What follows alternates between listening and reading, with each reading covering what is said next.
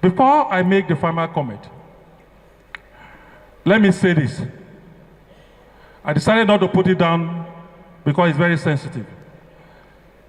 After the death of Pa Clark,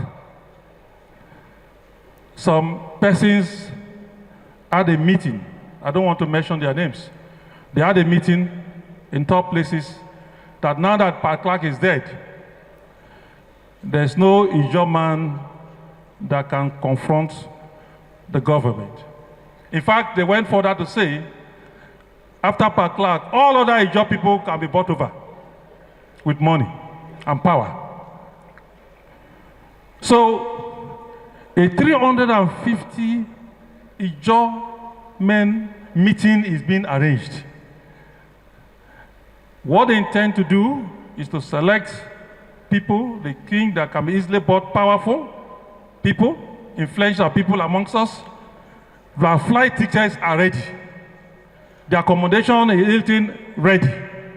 Allowances are ready.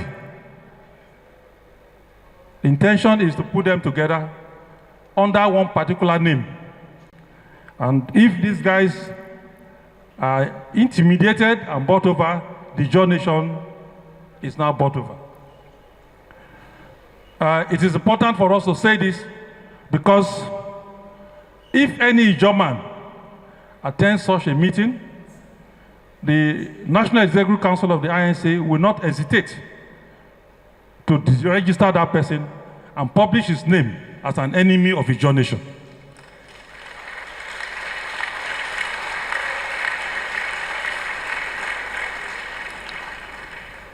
We must stand above pecuniary interest at this point. No meeting for Ijaw people should be attended without our clearance. For whatever reason, myself and Ambassador Gallo and other people will be talking. And if we must attend a meeting, the governor of Bayelsa State must be there, and a few other people who are representing the Ijaw interest must be there.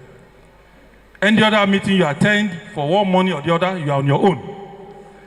And if you actually understand the vexatious mood of Ijaw people at this time, you will not try it. Because we are going to rain curses on you.